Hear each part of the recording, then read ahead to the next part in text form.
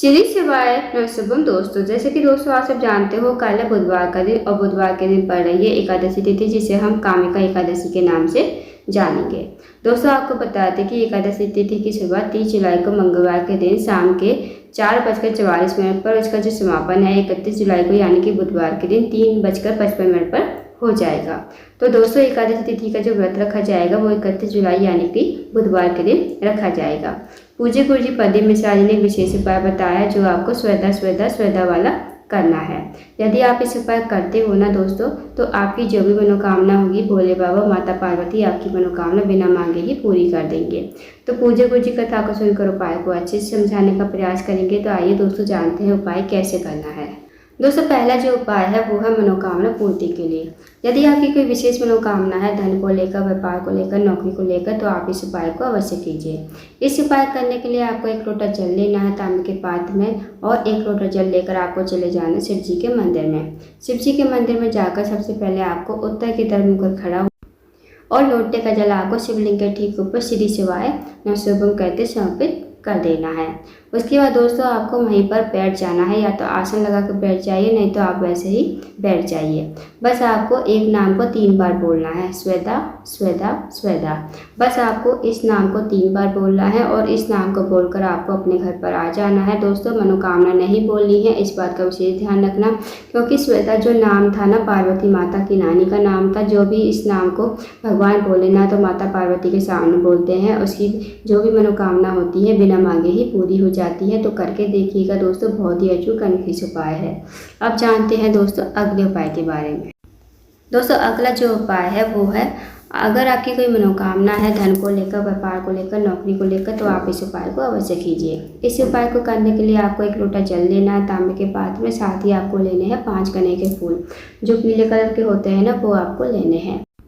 अब दोस्तों आपको चले जाना शिव जी के मंदिर में। शिव जी के मंदिर में जाकर जो आपके पास 5 कने के फूल है ना, 5 कने के फूल आपको एक एक करके 5 स्थानों पर समर्पित करने हैं।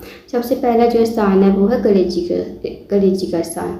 दोस्तों आप सबको पता होगा कि शिव जी का जो पूरा परिवार है वो जलाधारी पर विराजमान है। तो गणेश जी का जो स्थान होता है ना जलाधारी के राइट साइड पर होता है। तो वहाँ पर आपको पहला फूल श्री शिवाय नमः कहते समर्पित कर देना है। अब जो दोस्तों दूसरा फूल है वो आपको समर्पित करना है भगवान कार्तिक के स्थान पर। भगवान कार्तिक का जो स्थान होता है वो होता है जलाधारी के लेफ्ट साइड पर। तो वहाँ पर आपको दूसरा फूल श्री शिवाय नमः कहते समर्पित कर देना है। अब दोस्तों तीसरा जो फूल है वो आपको समर्पित करना है माता अशोकसुंदी के स्थान पर। माता अशोकसुंदी का जो स्थान होता है जलाधारी के बीचों बीच में होता है, मोटी सी लाइन बनी होती है नाग देवता की तरह। तो वहाँ पर आपको तीसरा फूल समर्पित कर देना है श्री शिवाय नमः कहते हुए।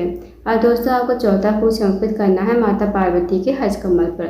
माता पार्वती का जो हस्तकमल होता है दोस्तों, जहाँ पर शिवलिंग विराजमान होता है, नीचे आप देख रहे हैं गोल गोल कटी भाग होता है, जो पूरा जितना भी गोल एरिया होता है ना वो माता पार्वती का हस्तकमल होता है। तो वहाँ पर आपको चौथा फूल श्री शिवाय नमः कहते समर्पित कर देना है। और जो 5वां फूल है वो आपको अपने हाथ की हथेली पर रखना है। भगवान से प्रार्थना करनी है कि हे महादेव, मेरी ये मनोकामना है, काफ़ी दिन से अधूरी पड़ी है, आप मेरी मनोकामना को पूर्ण करें। तो आपको ऐसी प्रार्थना विनती करते हुए आपको 5वां फूल शिवलिंग के ठीक ऊपर समर्पित कर देना श्री शिवाय नमः कहते हुए। अब दोस्तों जो आपके पास 1 लोटा जल है, 1 लोटा जल आपको सबसे पहले गणेश जी के स्थान पर, फिर भगवान कार्तिक है, थोड़ा थोड़ा जल आपको 5वें स्थान पर समर्पित करना है। सबसे पहले गणेश जी के स्थान पर, फिर भगवान कार्तिक है, फिर माता अशोकसुंदी, फिर माता पार्वती का हस्तकमल। अब जितना भी जल बचेगा वो आपको शिवलिंग के ऊपर श्री शिवाय नमः कहते समर्पित कर देना है। दोस्तों बहुत ही अचूक विशेष उपाय है, करके देखिएगा। जो भी आपकी मनोकामना होगी इस उपाय को करने से आपकी मनोकामना अवश्य ही पूरी हो जाएगी। अब जानते हैं दोस्तों अगले उपाय के बारे में। दोस्तों अगर आप कोई उपाय नहीं कर सकते तो आप एकादशी तिथि के दिन यानी कि बुधवार के दिन आप 1 लोटा जल ले जाइए और 1 बेलपत्र ले जाइए। इस उपाय को करने से भी आपकी मनोकामना जो भी होगी ना वो भी पूरी हो जाएगी। 1 लोटा जल आप सबसे पहले शिवलिंग के ऊपर समर्पित कर दीजिए, साथ ही साथ आपको 1 बेलपत्र शिवलिंग के ऊपर समर्पित कर देना है श्री शिवाय नमः कहते हुए। फिर दोनों हाथ जोड़कर आपको भगवान से अपनी मनोकामना कह देनी है। जो भी आपकी मनोकामना विशेष है, बड़ी से बड़ी मनोकामना कहिए, वहाँ से आपको प्रणाम करके विनती करके आपको अपने घर पर आ जाना है।